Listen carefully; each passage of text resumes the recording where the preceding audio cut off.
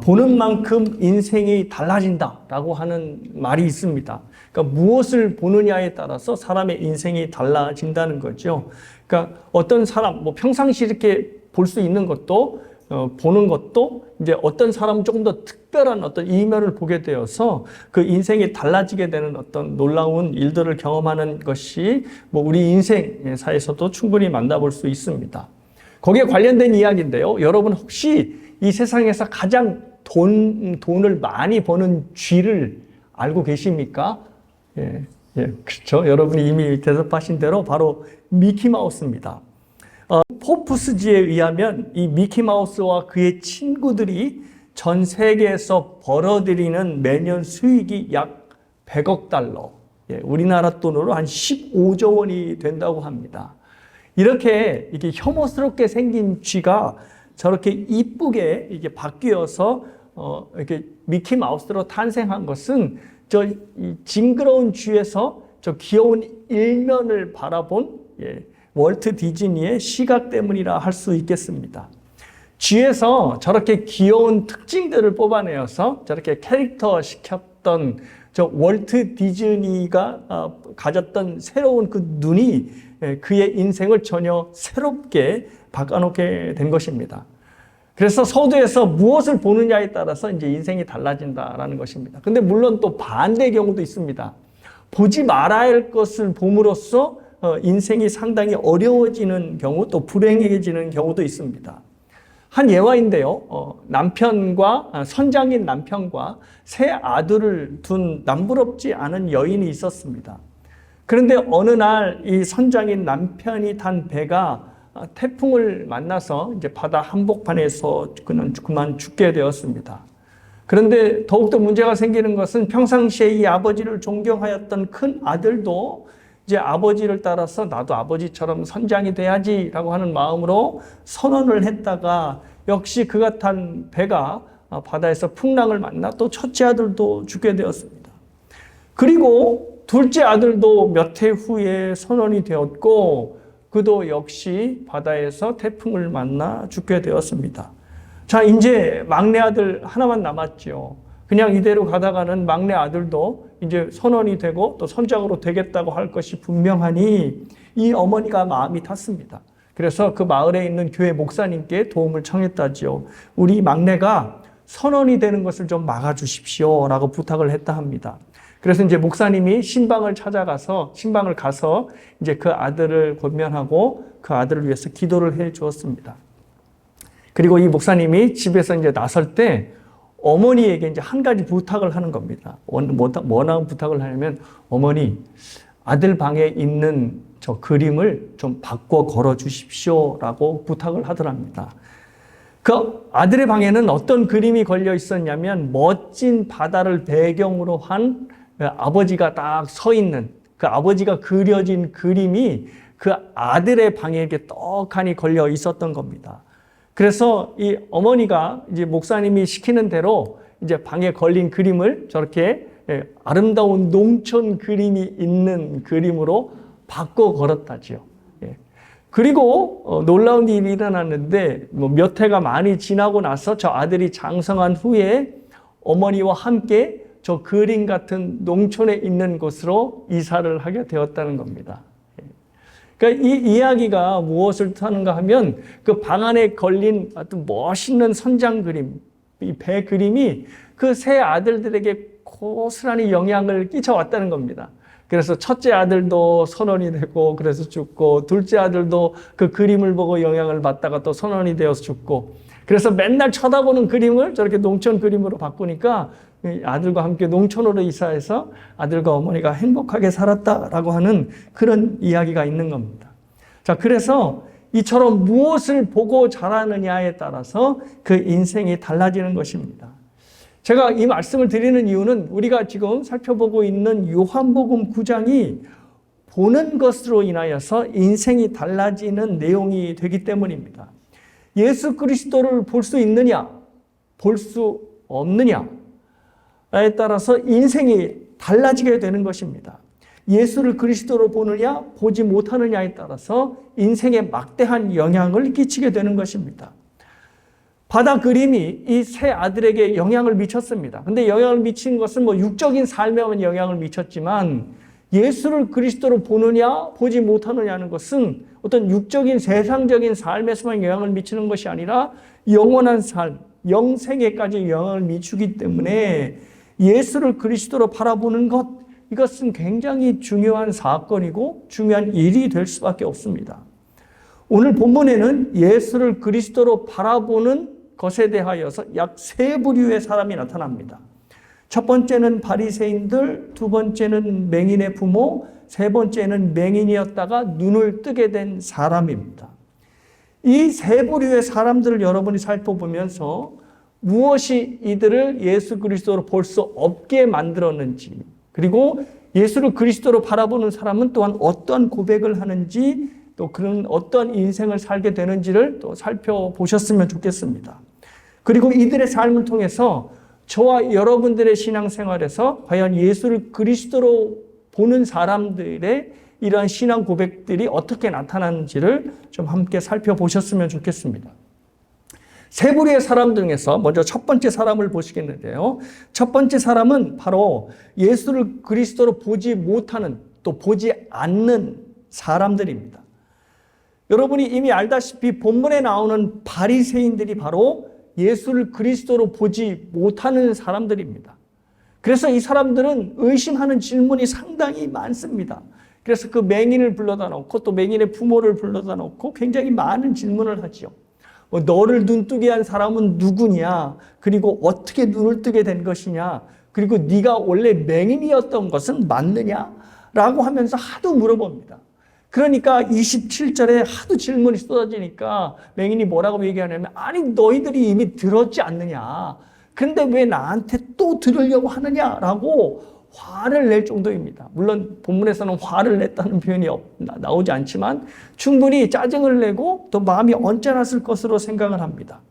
그런데 본문을 여러분들이 보면 알 수 있듯이 바리새인들이 예수를 그리스도로 못 보는 것이 아니라 사실은 보지 않기로 아예 작정을 하는 사람처럼 보이는 것입니다. 왜냐하면 이미 예수님께서 맹인의 눈을 뜨게 하셨다는 충분한 증인들을 이 사람들은 확보하고 있었습니다.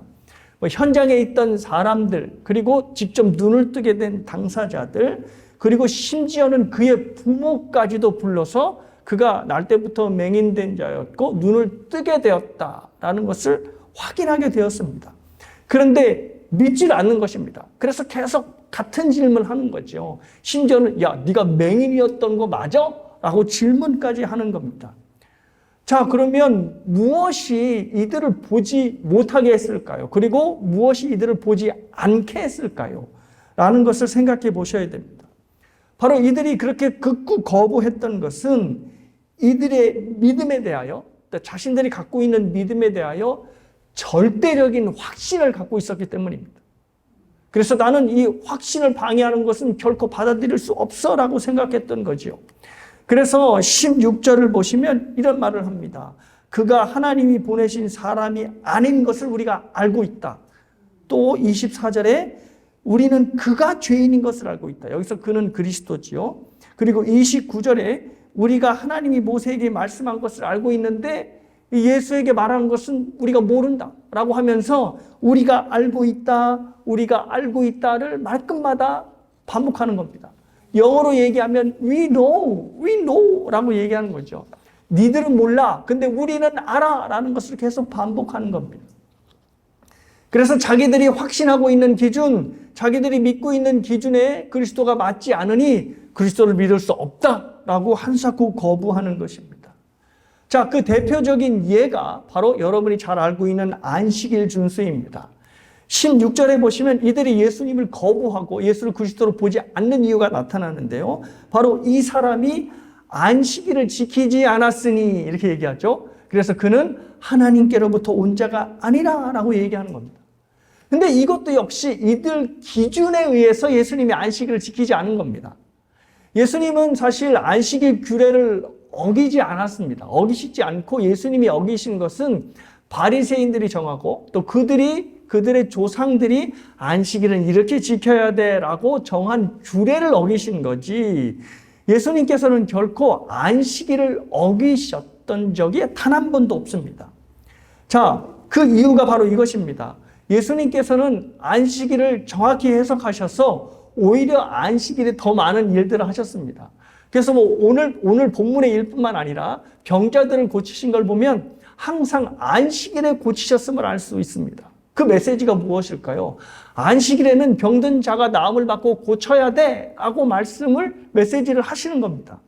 그 이유가 과연 무엇일까요? 바로 신명기 5장 15절에 있습니다. 자, 신명기 5장은 이제 안식일을 거룩히 지키라고 하는 계명이 다시 한번 나오는 건데요. 자, 이렇게 명시되어 있습니다. 한번 보십시오. 너는 기억하라. 내가 애굽 땅에서 종이 되었더니 내 하나님 여호와가 강한 손과 편 팔로 거기서 너를 인도하여 내었으니 그러므로 내 하나님 여호와가 내게 명령하여 안식일을 지키라 하느니라. 자, 안식일을 지키는 이유가 여호와가 강한 손과 편팔로 인도하신 것, 즉 구원하신 것을 기억하라라는 겁니다. 즉 안식일은 무엇을 기억하고 무엇을 기념하는 날이냐면 구원자 하나님을 기념하고 기억하는 날입니다. 그러니까 구원자, 요한복음에 제가 지난주에 설교한 용어로 하자면 새 창조를 이루어 가시는 하나님을 기억하고 기념하는 날입니다. 이것이 바로 안식일의 정신인 거죠. 그래서 예수님은 이 안식일의 정신에 충실을 하신 것입니다. 즉 당신의 백성을 구원하고 당신의 백성을 구해내는 일을 바로 안식일에 하신 것입니다. 그래서 그 정신에 입각하여서 하나님의 말씀에 입각하여서 이 날 때부터 맹인된 자를 바로 구원해 내시고 새 창조를 이루신 것입니다. 그러니까 말씀하신 대로 신명기가 말씀하신 대로 창조주 하나님뿐만 아니라 구원자 하나님을 기억하여서 이 맹인을 치료하시고 또 이 마음을 가지시고 하나님의 말씀에 순종하고자 안식일에 이 병자들을 고치셨던 것입니다. 자, 그런데 바리새인들이 이 예수님의 이 원래 의도 그리고 하나님께서 모세를 통해서 내려주신 안식일의 원래 의도를 보지 못하고 자기들이 정한 기준에 의해서만 안식일을 해석하는 겁니다. 그러니 안식일이 온통 일을 했느냐 일을 하지 않았느냐에 초점을 맞춥니다. 여러분이 저 신명기 말씀을 보시다시피 저 신명기 말씀을 일을 했느냐 안 했느냐에 초점이 맞춰진 게 아니라 구원자 하나님을 기념하는 것, 이것에 초점이 맞춰져 있는 겁니다. 그러니 예수님께서 바로 맹인들, 병자들을 구원해 내시는 일에 안식일에 집중하셨던 것입니다. 사랑하는 여러분, 이 자신의 확신에 가득 차서 예수님마저 거부하는 이 바리새인들을 통하여 우리가 얻을 수 있는 교훈은 무엇일까요? 바로 이것입니다. 여러분이 진리의 말씀이 아니라 여러분이 갖고 있는 확신, 여러분이 갖고 있는 믿음에 의해서 자꾸 그 신앙생활을 하려 하고 그것을 고집하려 할 때 오히려 하나님을 대적하게 되고 더 나아가서는 몸된 교회에 큰 상처를 낸다는 것을 기억해야 합니다. 이단들의 특징이 바로 이러한 특징을 갖고 있습니다. 뭐냐면 자신들의 믿음, 자신들의 확신이 가득 차서 하나님께서 무엇을 성경을 통해 말씀하시는지 그리고 2000년 이상의 그 개신교의 역사를 통해서 하나님께서 무엇을 우리에게 신앙의 유산을 주시는지도 인정하지 않습니다. 아니야, 이것은 우리가 믿고 있는 것, 우리가 받고 있는 확신에 맞지 않아 라고 하면 모든 것을 다 거절하는 것입니다. 말씀 보존 학회라고 하는 이단을 들어보셨는지는 모르겠습니다. 그런데 이 이단이 조금 특이한 이단입니다. 어떤 이단이냐면 이들이 킹 제임스 흠정역 성경이라고 하는 성경이 있습니다. 킹 제임스 버전이라고 이제 우리가 이제 부르고 있죠. 근데 이 킹 제임스 버전만이 참된 성경이다라고 주장하는 사람들입니다. 자, 이들이 이제 한국에서도 여기서도 이단으로 정죄를 받았는데요. 약간 설명을 하겠습니다. 흠정역이라고 하는데요. 그 흠정이라고 하는 말은 왕이 직접 제정하다라고 하는 뜻입니다. 그러니까 흠정역 성경이라고 하는 것은 왕이 직접 제정한 성경이다라고 하는 의미를 갖고 있습니다. 킹 제임스 흠정역 성경은 저 화면에서 보는 킹 제임스, 그러니까 제임스 국왕 1세가 영국 성공회에서 예배를 드릴 수 있도록 표준 성경을 한번 번역해 봐라 라고 이제 저 왕이 명령을 내린 것입니다. 그래서 1604년에 번역을 시작하여서 1611년에 이제 번역이 마쳐진 영어 성경 번역본 중에 하나입니다. 그래서 저 영어 성경의 이름이 킹 제임스 흠정역. 흠정은 이제 왕이 제정했다 그랬죠. 그래서 왕이 이제 시켜서 저 성경이 번역됐다 해서 이제 킹 제임스 이름을 따서 흠정역이라고 부르는 겁니다. 저 번역도 좋고 상당히 좋은 성경이에요. 좋은 성경인데 문제는 이 말씀 보존학회 사람들이 이 성경만이 하나님께서 인류에게 주신 유일한 번역본이다, 유일한 성경이다 라고 주장을 하면서 다른 성경의 번역본들은 사탄이 개입하여서 변개한 책이다 라고 주장을 하는 겁니다. 그래서 킹 제임스 번역을 갖지 않은 교회는 구원이 없을 뿐더러 심지어 한국 교회는 이러한 성경이 없으니 이러한 뭐 개역 개정이니 뭐 이런 것을 쓰니까 구원이 없다라고 제대로 된 하나님의 말씀을 가지고 있지 않다, 성경이 없다라는 극단적인 주장까지 하는 겁니다. 자, 이 말씀 보존학회 사람들이 자기네들은 킹 제임스 버전을 사용하겠다라고만 하면 뭐 누가 시비를 걸겠습니까?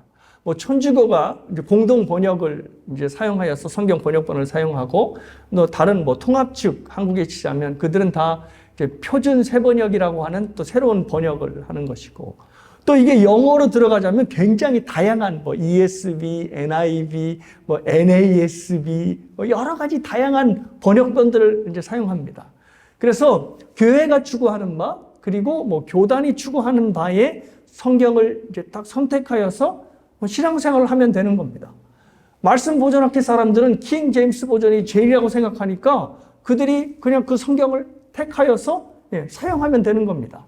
그런데 문제는 바로 킹 제임스 버전이 하나님께서 내려주신 의라는 것이고 그래서 이것을 사용하지 않는 교회들은 구원이 없고 성경도 없다라고 하니 문제가 되는 겁니다. 자신의 믿음, 자신의 확신을 절대화시켜서 밀어붙이는 것입니다. 오늘 본문에 누구처럼요? 바리새인처럼요. 그래서 바리새인들이 we know, 우리가 안다, 우리가 알아. 근데 니들은 모르잖아 라고 하는 것을 계속 반복하는 것처럼 이들도 자신들이 확신하는 것만을 믿고 다른 것을 믿지 않겠다라는 것을 고수하는 겁니다. 근데 불행하게도 무신론자도 이와 같은 태도를 가지고 있습니다.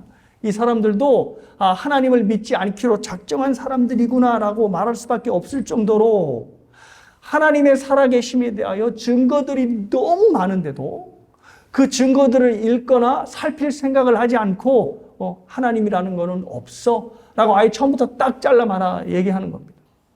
그래서 어떤 설문조사에서 진화론을 믿는 사람들을 조사를 해서 물어봤답니다.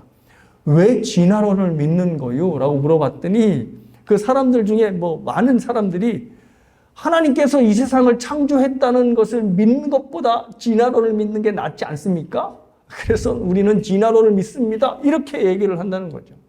차라리 창조론을 믿는 것보다는 진화론을 믿는 게 낫겠다. 그러니까 진화론 자체에 수많은 증거들이 있기 때문에 할 수 없이 우리는 그 증거를 쫓아가야 되기 때문에 믿는다 이렇게 얘기하지 않고 창조론을 믿는 것보다 나서요 라고 대답을 했다는 겁니다. 자, 그런데 사도 바울이 여기에 대해서 이제 무슨 말씀을 하냐면요. 로마서 1장에서 이런 말씀을 합니다. 하나님께서 만드신 모든 만물에는 하나님의 능력과 신성이 분명히 들어있을 뿐 아니라 보여 알려졌다라고 하는 말씀을 합니다. 그래서 세상 사람들이 자연 만물을 보면서 하나님의 살아계심에 대하여 결코 핑계치 못한다라는 말을 하는 겁니다. 저희가 이제 지난번에 어디를 갔다 왔냐면 카나다에 있는 밴프 내셔널 파크에 갔다 왔습니다. 근데 거기가 이제 로키 산맥이거든요. 그래서 제가 가기 전에 이제 로키 산맥을 좀 공부했는데 엄청나더라고요. 이게 뉴 멕시코에서부터 시작해가지고 저기 북쪽으로 무려 4,300km의 엄청나게 긴 산맥이더만요. 근데 그것이 이제 저기 카나다까지 이제 올라갔는데 그 카나다에서 이 로키 산맥을 바라보는 것이 이제 가장 잘 돼 있는 것이 이제 밴프 국립공원입니다. 근데 밴프 국립공원을 보는데 아내와 제가 모두 우와! 라고밖에 할 수 없었습니다. 그리고 이제 어떤 곳에 가니까 아내가 이런 말을 하더라고요. 와, amazing 이라는 단어밖에는 생각나지 않아. 그러더니 아내가 눈물을 흘리더라고요. 그러니까 저도 에이 설마 그러겠어. 근데 정말 눈에 눈물이 날 정도로의 광경을 처음 본 겁니다. 뭐 저만 그런 게 아니라 제가 이제 기적인가 우연인가라고 하는 그 책에 보면 그 끝 챕터에 그 신학자가 한 분 나와요. 덴버 신학교에 이제 기독교 철학을 가리키는 그 신학자가 나오시는데 그분이 회심한 이야기가 잠깐 나오는데 그분이 이제 덴버, 그러니까 그 콜로라도 로키 산맥이 있는 그쪽에 사시나 봐요. 근데 그쪽에서 10대 때에 이제 무신론에 빠지기도 하고 하나님은 이제 없다라고 생각하기도 하고 또 대학 초반기에는 이제 그 동양 종교에 심취하기도 했다는 거죠. 근데 이분이 회심하여서 하나님께 돌아갈 수밖에 없었던 이유 중 하나가 바로 로키 산맥이었습니다. 콜로라도에서 자기가 자라온 콜로라도에서 로키 산맥을 바라보면 이거는 뭔가 있다. 저걸 창조하신 어떤 절대자가 있다라는 생각이 들 수밖에 없었다는 겁니다.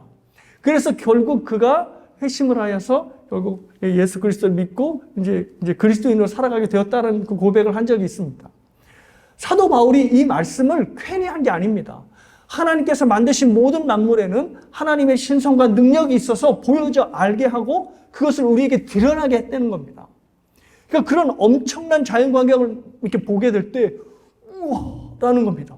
그게 마음에 감동이 일어나는 거죠. 왜? 하나님께서 그 감동을 주시는 거기 때문입니다. 자, 그런데 뭐라고 얘기하는 거죠? 자기의 믿음, 자기의 확신이 이 모든 것을 다 가리는 겁니다. 하나님께서 분명히 살아계시는데 무신론자들은 아니야. 하나님이라는 게 어디 있어? 모든 게 다 우연으로 나타난 것뿐이지. 라고 하면서 굳건히 거부하는 겁니다. 이런 사람들을 우리가 너무 주변에서 흔히 만나게 되죠. 자, 그러면 이런 사람들이 여러분이 딱 맞닥뜨리게 되었을 때 어떠한 자세를 가져야 될까요? 바로 이 자세를 가져야 됩니다. 이게 이제 우리가 적용해야 될 부분인데 바로 베드로전서 3장 15절입니다. 자, 너희 마음에 그리스도를 주로 삼아 거룩하게 하고 너희 속에 있는 소망에 관한 이유를 묻는 자에게는 대답할 것을 항상 준비하되 온유와 두려움으로 하고. 자, 우리 안에 있는 믿음에 대하여 한번 누가 물어보는 거죠. 너희들은 왜 교회를 다녀? 왜 성경을 믿어라고 얘기하면 그 소망에 대해서 얘기를 해줘야 되는데 우리 믿음에 대해서. 자, 첫 번째가 어떠한 마음으로 얘기하냐면 온유함. 그것을 물어보고 그것을 의심하는 자에게는 냉소적으로 대답하지 말고 온유함으로 얘기하라는 겁니다. 근데 온유함은 어떤 마음인가 하면 부드러운 마음, 그리고 날서지 않은 마음을 의미합니다. 그러니까 나에게 믿음을 공격적으로든 아니면 정말 궁금해서 물어온 사람에게 날서지 말고 그들에게 따뜻한 마음으로 대답을 해 주라는 겁니다. 근데 이 온유한 마음은 절대 내가 상대방보다 우월하다, 내가 상대방보다 낫다라고 하는 마음을 품고는 절대 품을 수 없는 마음이 바로 온유함입니다. 내가 상대방보다 우월하다라고 하는 마음을 딱 갖는 순간 상대를 향하여서 냉소와 그리고 무례함으로 접하기가 쉽습니다. 그래서 저와 여러분들은 하나님의 말씀을 맡았고 진리를 가진 자들이에요. 그래서 진리가 아닌 자들이 우리에게 물어오거나 아니면 진리를 갖고 있지 않은 사람들의 삶의 모습을 보면 헛웃음이 나올 때가 상당히 많습니다. 아이고 저런 불쌍한 것들, 아이고 저것들이 어떻게 하나. 왜냐하면 우리는 하나님의 확실한 기준을 갖고 있고 그들은 갖지 못했으니까 자연히 이런 마음이 듭니다.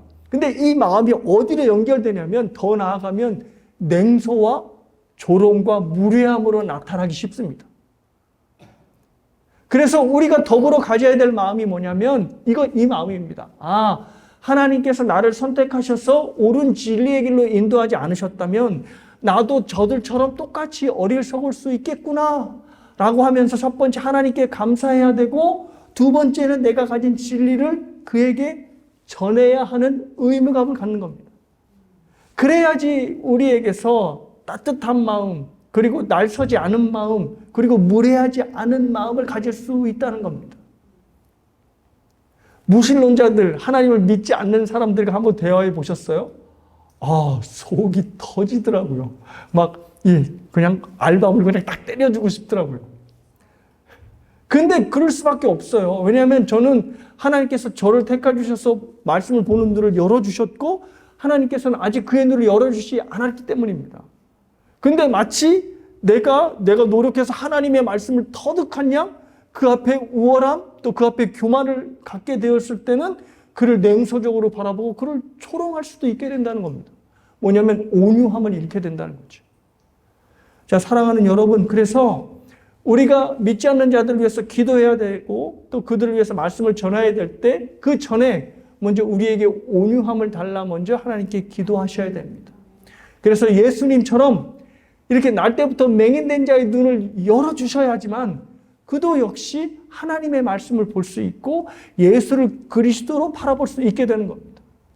그래서 그 믿지 않는 자들을 위해서 기도하시고, 또 그 진리가 그의 눈에 보여져서 그가 진리의 역사된 길을 걸어갈 수 있도록 기도할 수 있는 여러분 모두가 되시기를 먼저 주님의 이름으로 축복합니다.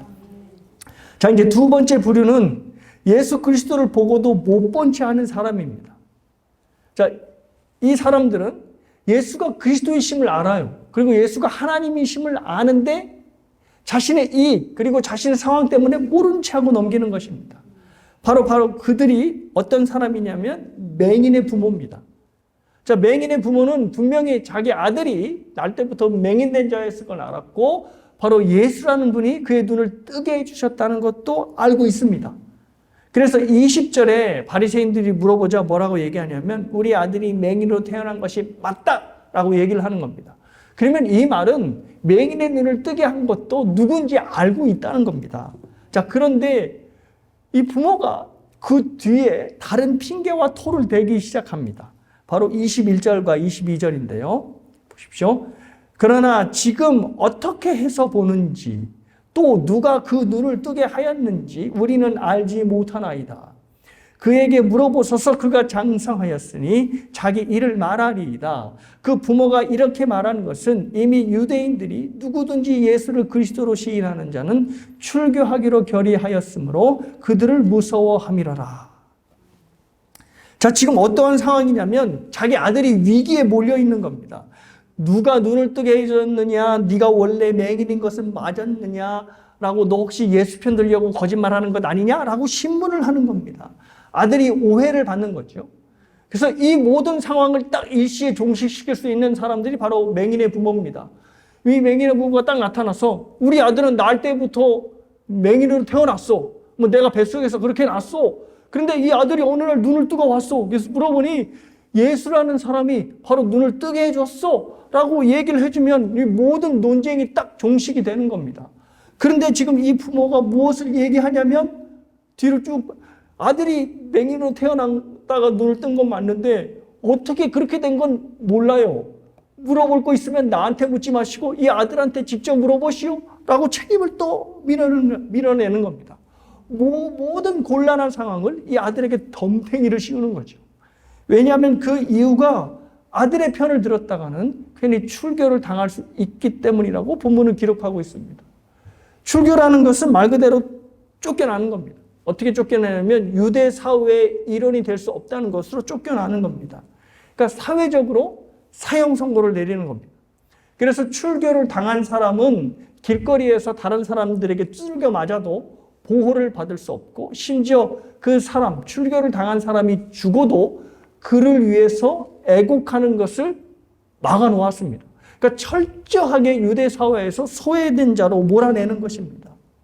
그리고 더 심각한 것은 출교를 당하면 성전에 갈 수 없고, 성전에 가지 못하면 제사를 드릴 수 없고, 제사를 드리지 못하면 죄사함도 받지 못하기 때문에 영영 하나님의 백성에서 끊어지게 되는 겁니다. 그러니 출교가 무서운 것입니다. 그래서 이 부모가 출교의 무서움을 알았기 때문에 혹시 출교 당할까 봐 아들에게 모든 책임을 미루는 것입니다. 그런데 물론 그 상황은 이해되지만 사실 이 아들도 이 부모도 예수를 그리스도로 받을 수 있는 굉장히 절호의 기회였습니다. 왜냐하면 지금 예수님께서 성자 하나님께서 아들의 인생에 들어오셨고, 그러면 이 부모는 아들의 인생에 들어오신 예수님을 그리스도로 인정하고 신앙의 고백을 하면 그에게 영생이 주어지고 천국 백성으로 살아갈 기회가 주어진 겁니다. 자, 그런데 이 기회를 지금 이 부모가 어떻게 하고 있죠? 하나님을 무서워하는 대신 바리새인들을 무서워함으로 이 기회를 박차는 것입니다. 이 부모가 정작 무서워해야 할 사람들은 바리새인들이 아니라 바로 하나님이셨습니다. 바리새인들이 이들의 생명줄을 쥐고 있는 것이 아니라 바로 하나님께서 이들의 생명줄을 쥐고 있었기 때문입니다. 사랑하는 여러분, 그래서 우리가 무엇을 두려워하고 무엇을 무서워하느냐에 따라서 우리의 인생이 달라질 수 있다는 것을 우리가 반드시 기억해야 한다는 것입니다. 우리가 정작 두려워하고 무서워해야 할 대상은 하나님이십니다. 돈도 무서워하지 않아야 되고요. 내 평판이 무너질까 봐 무서워하지 않아야 되고요. 또 내 건강이 무너질까 봐 무서워할 필요도 없는 것입니다. 왜냐하면 돈도 중요하고 평판도 중요하고 내 건강도 중요하고 내 가족들도 중요하지만 이것들 모두가 하나님 자리에 올랐으면 곧바로 내 인생을 삼키는 악마가 된다는 것을 C.S. 루이스가 이야기했습니다. 이 C.S. 루이스의 얘기를 우리는 귀담아 들어야 합니다. 아무리 좋은 가치일 것이라도 그것이 하나님 자리에 올라서는 순간 나를 삼키는 악마가 되는 겁니다. 자녀들 참 귀하지요? 근데 자녀들 사랑하는 것이, 자녀들을 귀히 여기는 것이 하나님의 자리에 딱 올라서는 순간 그 자녀는 나를 잡아먹는 악마가 됩니다. 그래서 자녀를 그릇되게 사랑함으로 부모들의 인생까지 망가지는 것을 우리는 얼마나 봐왔습니까? 건강도 마찬가지입니다. 100세 인생이라고 해서 건강에 관심이 많지요. 근데 건강을 지키는 것이 하나님의 자리에 딱 올라가는 순간 건강을 잃을까 봐 두려워서 전전긍긍하는 삶을 살다가 결국 두려워 떠는 인생으로 생을 마감하게 되는 것입니다. 그래서 예수님께서는 이 말씀을 하셨습니다. 마태복음 10장 28절에 몸은 죽여도 영혼은 능히 죽이지 못하는 자들을 두려워하지 말고 오직 몸과 영혼을 능히 지옥에 멸하실 수 있는 이를 두려워하라 라고 말씀을 하신 겁니다. 기껏해야 우리가 두려워하는 것들은 우리의 몸만 죽일 뿐입니다. 그런데 하나님께서는요, 몸과 영혼을 영원히 지옥불에 던질 수 있는 분이십니다. 그러니 정작 누구를 두려워해야 하는 겁니까? 하나님을 두려워하라 라고 말씀을 하는 겁니다. 사랑하는 여러분, 우리가 하나님을 제대로 두려워하고 하나님을 제대로 경외할 때 삶에서 다가오는 모든 염려와 두려움도 이겨내게 될 줄을 믿습니다. 하나님을 향한 두려움과 경외심으로 세상의 어떤 위협과 또 유혹에도 넉넉히 이겨내시는 여러분 모두가 되시기를 주님의 이름으로 축복합니다. 자, 마지막 세 번째는 예수를 그리스도로 분명히 보는 사람입니다. 자, 이 사람은 여러분이 알다시피 바로 고침을 받은 맹인입니다. 예수님께서 이렇게 눈을 열어주시자 이 사람이 이와 같은 고백을 하는 건데요. 25절 말씀을 봅니다. 대답하되 그가 죄인인지 내가 알지 못하나. 여기서 그는 그리스도겠죠. 예수님이겠죠. 그가 죄인인지 내가 알지 못하나 한 가지 아는 것은 내가 맹인으로 있다가 지금 보는 그것이니이다. 고침을 받은 맹인이 지금 이 시점에서 이 말을 할 때가 예수님이 그리스도인지 아닌지가 명확하지 않은 때였어요. 그래서 뭐라고 얘기하냐면 그가 죄인인지 아닌지 나는 알지 못한다. 하도 이제 바리새인들이 그가 죄인이라고 얘기를 하니까. 근데 분명하게 아는 것은 내가 맹인으로 있다가 지금은 보는 사람이 되었다. 라는 그것이다. 이것만큼은 확실하다라고 이야기를 하는 겁니다. 그러니까 이렇게 얘기를 하는 겁니다. 나는 그가 예수가 그리스도인지 정말 메시아인지 하나님이 보낸 사람인지는 알지 못하겠는데 확실한 것은 내가 이전에 보지 못했던 것을 지금 보며 살아 라고 고백을 하는 겁니다. 자, 이것을 영적인 것에 적응해 보면 나는 예수님이 정말 하나님의 아들인지 좀 긴가민가해. 아직 내 믿음이 확실치 않아. 근데 분명한 것은 내가 이전에 보지 못했던 것, 이전에 의식하지 못했던 것을 지금은 보고 의식하며 살아라는 겁니다. 어느 순간, 자, 예수님이 그리스도신가? 라고 하는 믿음이 내 안에 들어온 순간부터 자꾸 예수님이 의식이 돼요. 그리고 예수님께 사신 말씀이 의식이 돼요. 그러면서 예전에는 아무렇지도 않게 행동을 했다가 예수님을 믿고 난 다음부터 이런 생각이 드는, 내가 이렇게 사는 것이 그리스도인으로 사는 게 맞나? 내가 이렇게 사는 것이 하나님을 기쁘시게 하는 것이 맞나? 라고 하면서 자꾸 하나님, 그리고 하나님의 말씀을 의식하며 살게 되는 겁니다. 그래서 그 믿음의 세월이 길어지면 길어질수록 뿌였던 예수님, 그리고 뿌였던 하나님이 점점점 선명하게 보여지게 되는 것입니다. 그 윤곽이 뚜렷하게 드러나게 되는 것이죠. 그래서 사랑하는 여러분, 믿음에는 노안이 없습니다. 노안은 뭐죠? 시간이 지나면 그냥 안 보이죠. 나이가 들수록 눈이 애매해지더라고요. 먼 거는 멀어서 안 보이고 또 가까우면 가까워서 또 안 보이더라고요. 이거 어떻게 되지? 그래서 안경을 2개 갖고 다녀서 책 볼 때는 다른 안경 쓰고 또 멀리 볼 때는 또 다른 또 안경을 바꿔 쓰고.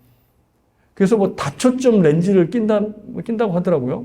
근데 그건 또 어지러워서 못 끼겠더라고요.